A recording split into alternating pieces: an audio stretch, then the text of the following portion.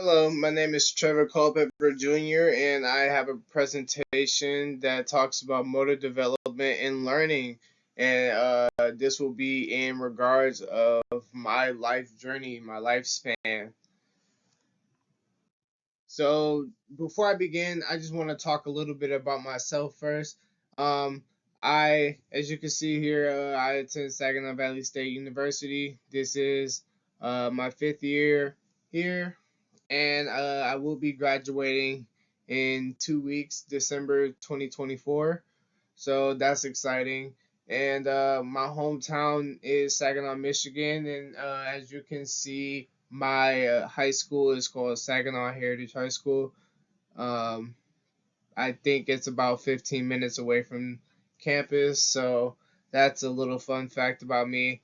As a kid, I grew up always active, running around, getting into sports, and always staying curious about what I want to get into. So first, we will talk about the reflexes that I gained when I was an infant.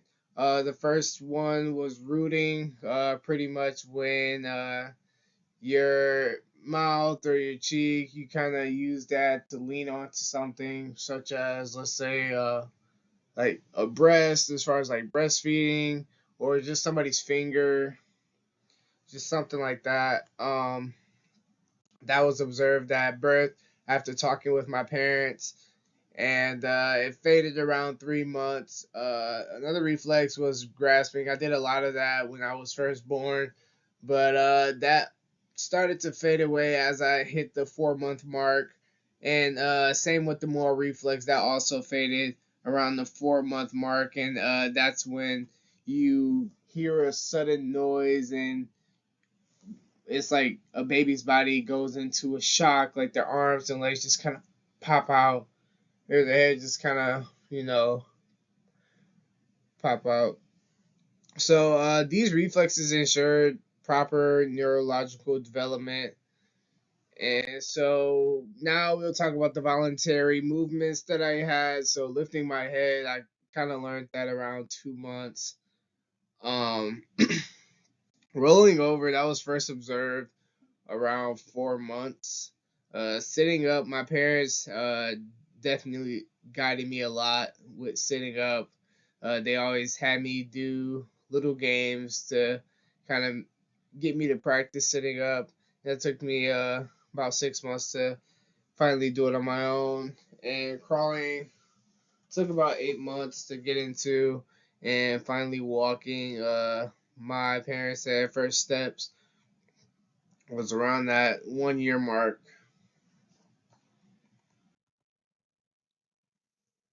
So foundational skills that I picked up as a child, pretty much things like hopping, skipping, jumping, dribbling, and kicking, things like that. So when it came to hopping around, I learned that around age 3, maybe even sooner.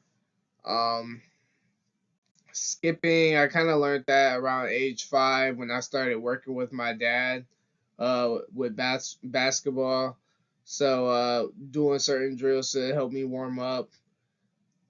Jumping around the same age as I learned hopping, as those two activities are pretty similar. Dribbling, I started that around age 5. Like I mentioned earlier, I started practicing with my dad around that age. And kicking, I really started that at the age of 2. I was always kicking around, even before I could start walking. So advanced skills, riding a bike. As you can see in the picture here, that's my 5th birthday, and I got that bike on my 5th birthday, which was pretty cool. It took me about 3 weeks to actually learn how to ride it, without the training wheels. So I uh, I definitely had a fear of falling and scraping my knee or something like that because that was very painful. But I did overcome it. I started to learn how to ride a bike properly. Next thing is swimming. I started doing swim lessons at the age of 7. Although I passed the swimming class, I was kind of fearful of going underwater. But over time, I started to get get the hang of it just because I took it one step at a time when it came to going underwater. Thanks to my friends, I was finally able to. And I was confident with my swimming around age 8. Uh, Playing sports, I started playing organized basketball at the age of 7, and my next sport that I started then was baseball around the age of 9. And the learning process, when it comes to that, a lot of observing, learning, and watching my friends, family, watching them do it kind of helped. Repetition, just practicing over and over. Um, it was uh, it was hard to do at first, but with repetition, things like dribbling got a lot easier. Feedback, so encouragement when I did things right and when I did things wrong. I got the right tips from my parents and my coaches and my friends. So having a great support system definitely helped. Motivation. Is I was really inspired by my older cousins, seeing them play sports like football, baseball, basketball. I kind of wanted to be like them and be, like an all star, somebody who was good at every sport that they played. I wanted to be that type of person. And so we did a lifespan calculator for one of our assignments, and it predicted my life expectancy to be 85 years old, which is actually not bad.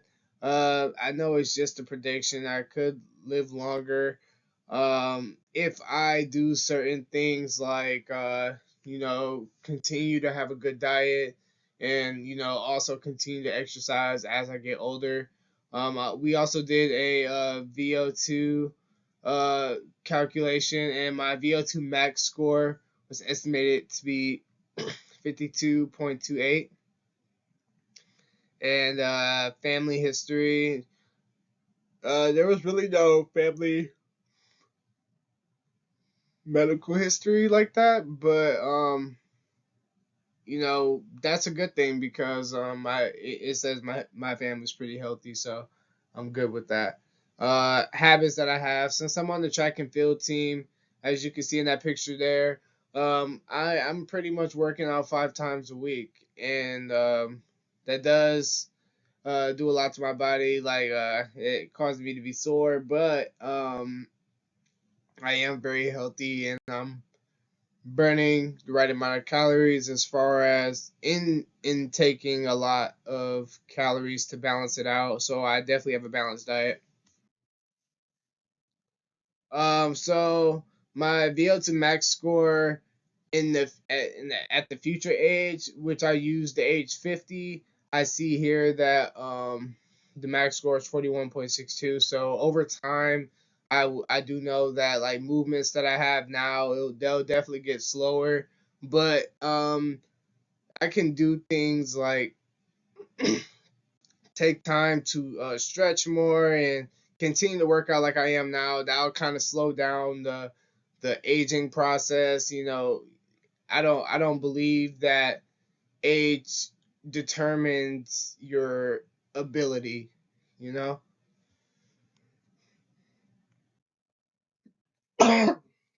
Excuse me. So key takeaways that I have here. Early motor development sets the foundation for lifelong skills.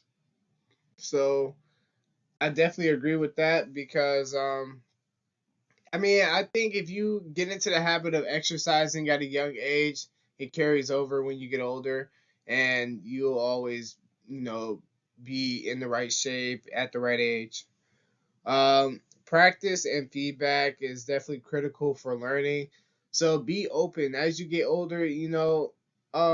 Listen to the yoga instructors. Listen to, if you have children, and you get in your 60s, maybe you listen to them when they say, "Hey, mom, dad, you should go for a walk," or something like that. Staying active is pretty much essential for healthy aging.